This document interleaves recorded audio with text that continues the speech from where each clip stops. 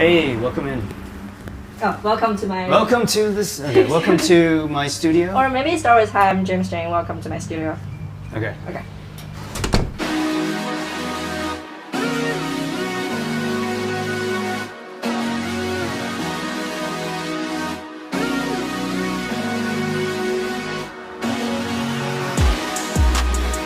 My name is James Jean. I'm an artist in Los Angeles, and I'm a painter, sculptor. I started out as a baby in Taiwan, and then I moved to New Jersey when I was 3 years old. So basically, the studio used to be a Frank Gehry home from 1976, and I took it over 2015 and completely renovated it. And basically, the house was originally designed as an art gallery, and so when I saw it, it was the perfect, I think, arrangement for my studio because it was just a big white box. And there's a huge skylight, a lot of daylight, and yeah, this is where I paint. I love working from home because I don't need to commute anywhere, and it's great to be close to the family, even though, of course, it always presents difficulties. But I think, that friction ends up creating a lot of interesting... I pretty much work all the time, like 24/7. So yeah, there's no better place to be than... These are my painting carts with all my colors. I don't need to do a lot of mixing. We have so many different options available. So basically for each painting, I'll do a color study on the computer, and then we'll match all the colors by hand. So these are about, I would say, halfway done. So was that too in depth, or do you want to make it more? You want to be deep? Okay.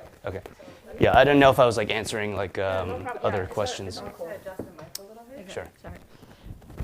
So I grew up in New Jersey. Around us, there weren't too many other Asians, so I was always trying my best to fit in as an immigrant, and encouraged to blend in and speak English. And so because I didn't feel like I fit in, I sort of escaped into my drawings.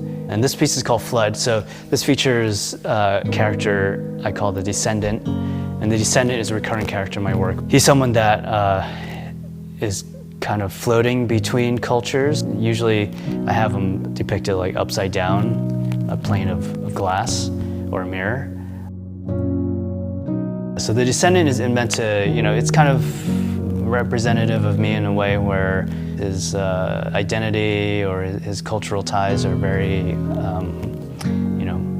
unsettled, and he's kind of just caught between things.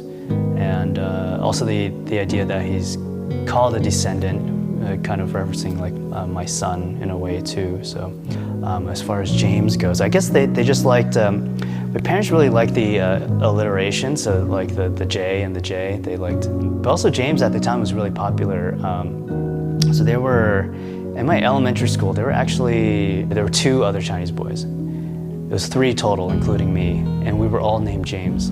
That was really kind of funny, but also a little uncomfortable because we all wore glasses, we all had the same haircut, and we all had the same name, James, so that was a little disturbing. The other classmates would just see us as oh, that's what Chinese people are like, It's but yeah, it's kind of weird.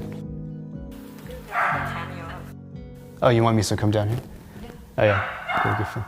Are you trying to come down? I think he wants to come down. Go, you're free. Hey. Okay. So this is Miso. He's a rescue from Skid Row. We got him when he was about 1.5 years old. So.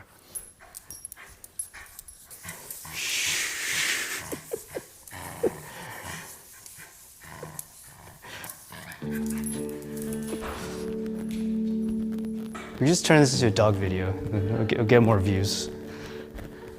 I've always struggled a lot with being able to connect with my Chinese side, especially because I'm pretty much monolingual at this point. Being Asian American, it's I think really important to kind of connect to that history.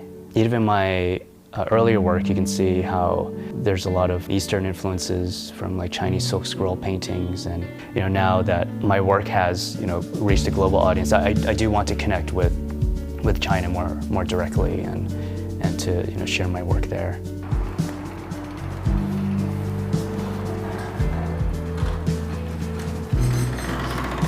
So this is my secondary studio where I'm working on some larger paintings at the moment. Yeah, so a lot of times I like to work on my paintings flat. There's a lot of water involved and spraying and splashing.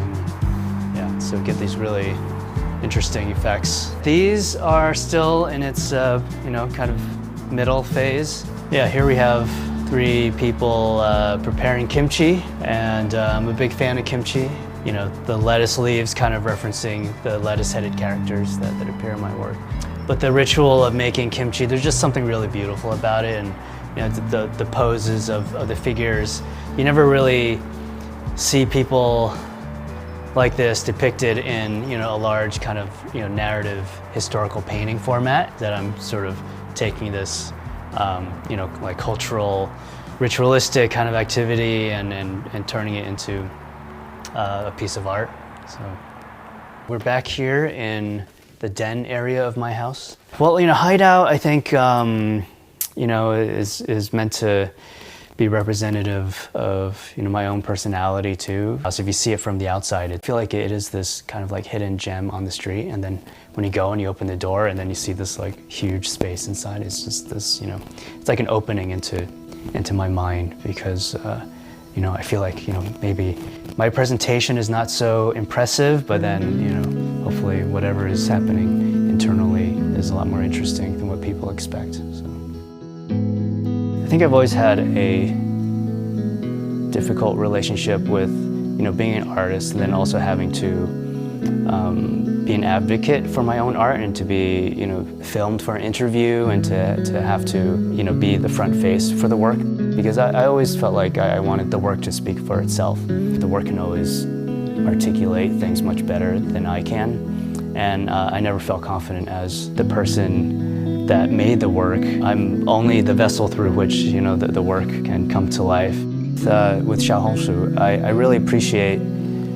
their focus on authenticity with social media, and with featuring artists from all over the world.